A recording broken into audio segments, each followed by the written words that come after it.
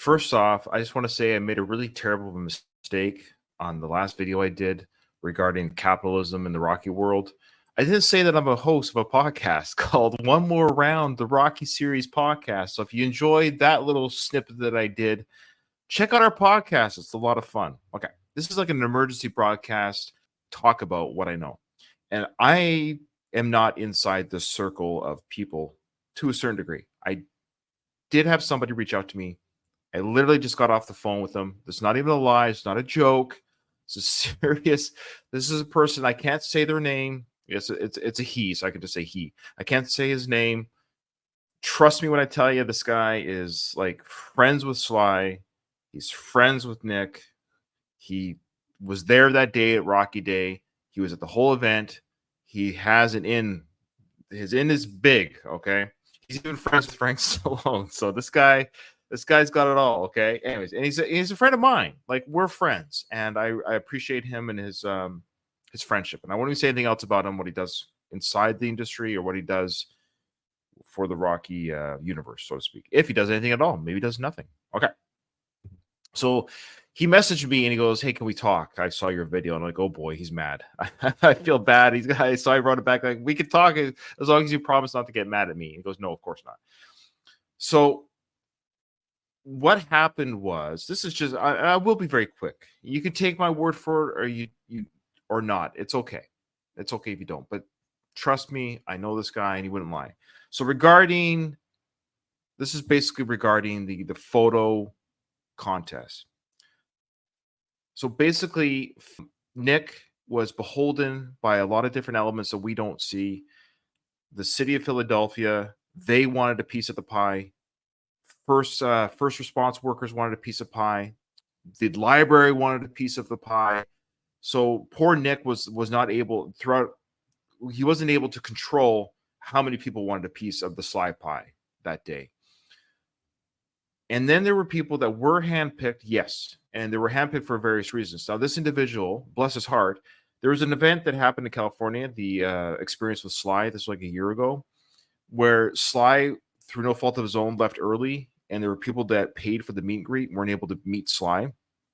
And one of them was Tony of the Round 14 podcast, and he was picked and was able to go. And my friend who called me said it was because of him that Tony, for example, was able to go, because there was this individual made sure that the people that missed that event that they paid for, traveled across the country for, to meet Sly, they didn't get to meet Sly. This guy made sure he went to the people like Nick and said, "Look, I've got a list of people that didn't get a chance to meet Sly. They're going to meet Sly at this event."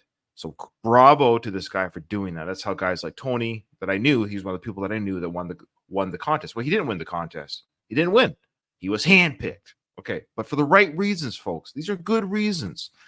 So I asked this individual, I said, "Well, how many winners?" There was 85 people. He told me there's 85 people that met Sly and got their photo taken with Sly. That's actually a lot more than I thought.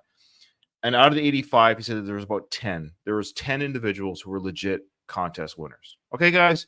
So take that for what it's worth. You can believe me or not believe me, and maybe it's not as much as you'd hope, but I thought even 10 was a big number, quite frankly. I didn't think it was going to be like 1,000 winners. So 10 people won the contest fair and square. That was from the draw. And the other 75 people was beyond the Sly Stallone. It's got nothing to do with them. It's Sly and his day. It's not the Sly Stallone Shop day. So so if you want to look at it like this, the Stallone Shop had 10 tickets and they gave 10 winners.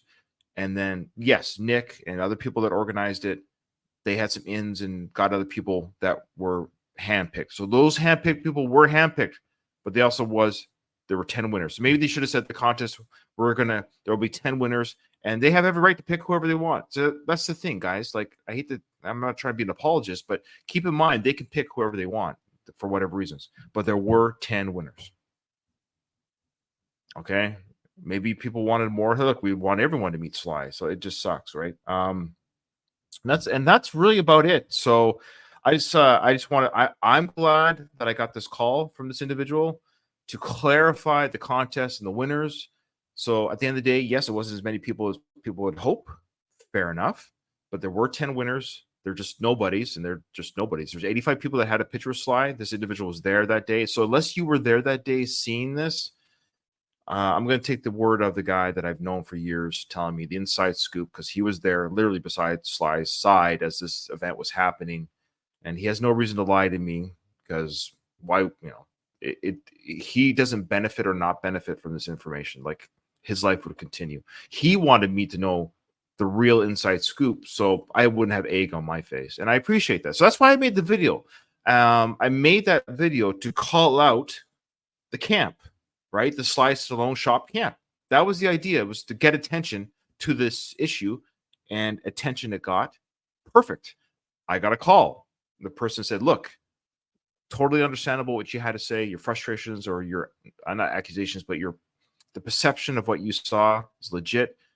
Not totally false. However, there were winners, not as many as people would hope, and there were handpicked people, maybe more than we would have liked. But those handpicked people went even beyond Nick and the Sly Stallone Shop.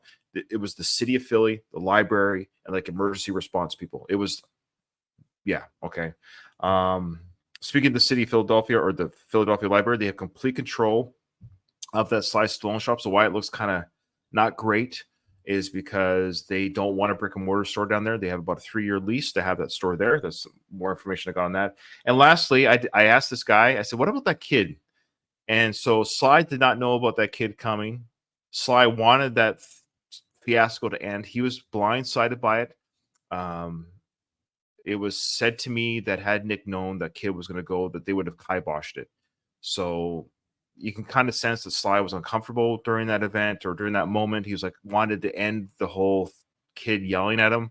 It was obnoxious, and my inside guy agrees it was obnoxious. So there you go. Sly didn't know about the kid. What do you want to say, guys? Take this video for what it's worth. Here we are. All right, guys, thanks for watching. Remember, check out our podcast called One More Round, the Rocky Series podcast.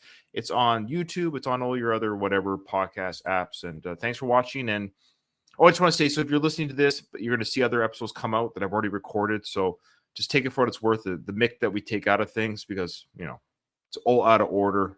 This is an emergency broadcast, okay? All right, guys, thanks for watching, and we'll talk later.